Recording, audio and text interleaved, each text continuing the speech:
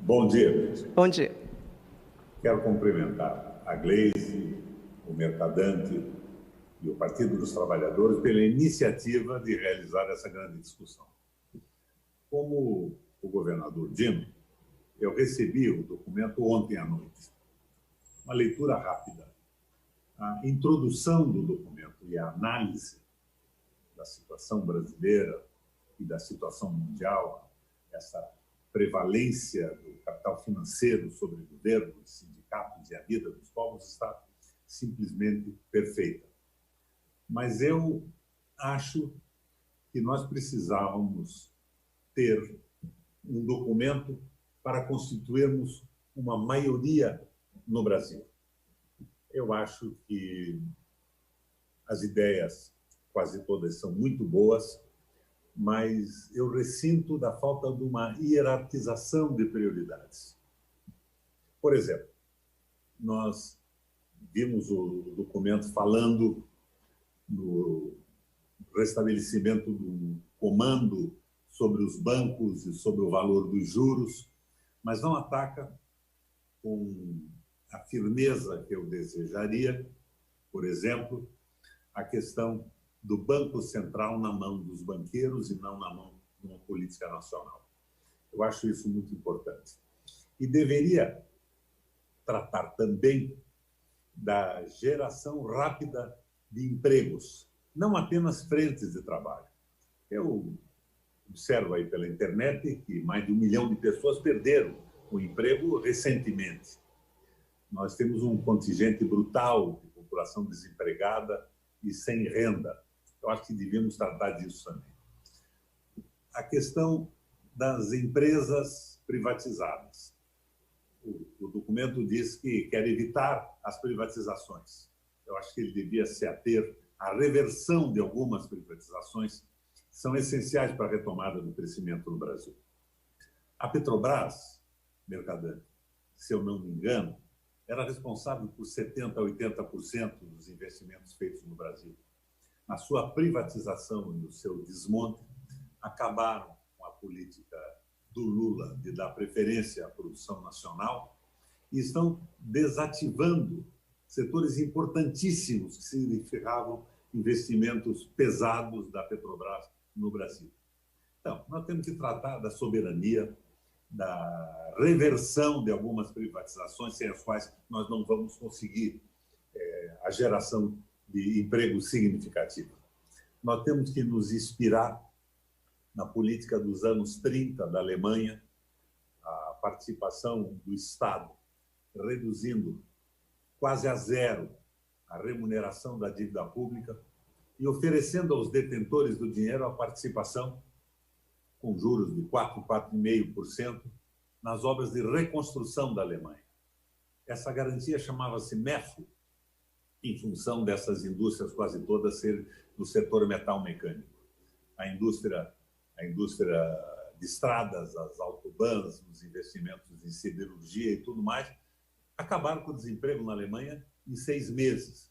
E lá atrás, em 1923, nós tivemos uma espécie do plano real deles, foi copiado aqui pelo Gustavo Franco depois, e não foi sustentado. Foi a vinculação da moeda a uma cesta de cereais e, posteriormente, vinculado ao dólar. São exemplos a serem observados.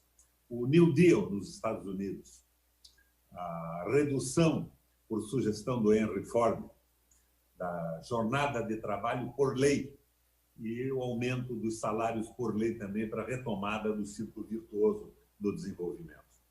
A democratização é fundamental, principalmente dos meios de comunicação, e a valorização do trabalho. É claro que a CLT brasileira precisava de modificações, né? Os fatores foram se alterando ao longo dos tempos, a qualidade das relações de trabalho foram modificadas pela tecnologia, pela informática, pela robotização e tudo mais.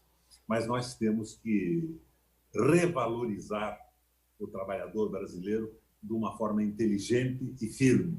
E modificar também, anulando definitivamente, esse fim da aposentadoria, que hoje só vale para militares, juízes, promotores e parlamentares, por incrível que isso possa parecer. Ora, De qualquer forma, acho que a iniciativa foi positiva. Mas eu, com toda sinceridade, acredito que nós fomos muito no documento que li de forma rápida para uma política identitária. Eu acho que não é bem assim. É claro que nós precisamos valorizar as minorias, todas elas, de sexo, étnicas, raciais e tudo mais. Mas nós precisamos apresentar um documento para 70%, 80% da população brasileira, a fim de conseguir uma unidade que possa varrer esse bolsonarismo da terra plana, essas bobagens primitivas dos fundamentalistas da política brasileira. Então, uma hierarquia nas ações é fundamental. Geração de emprego, valorização do trabalho, um referendo revogatório das privatizações de empresas públicas importantíssimas, sem as quais nós não podemos falar em geração de emprego. Como é que nós podemos falar em geração de emprego e desenvolvimento econômico o cancelamento dos investimentos da Petrobras, que era responsável, insisto, por 70%, 80% dos investimentos no Brasil?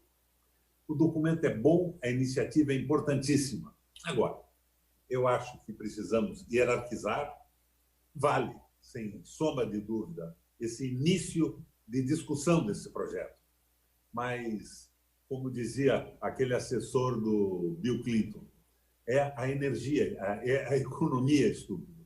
Faltou um enfoque direto de conter os avanços do capital vadio, do capital financeiro, mas a iniciativa, por todos os títulos, é extraordinariamente positiva. Vou ler com mais atenção o documento que recebi e pretendo, dentro de alguns dias, fazer uma manifestação pública, mas por agora ficam os elogios à Gleisi, ao Mercadante.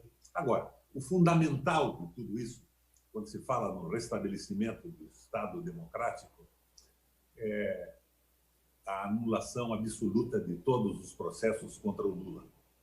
Não é a defesa do Lula que eu estou propondo, é a defesa do direito do Brasil, onde o Lula foi uma vítima dos desbordos do Ministério Público e do Judiciário brasileiro, extremamente ideologizado pelo liberalismo econômico, educado e treinado em universidades americanas, com influência geopolítica e influências do velho acordo financeiro assinado pelo Fernando Henrique, que é o consenso de Washington.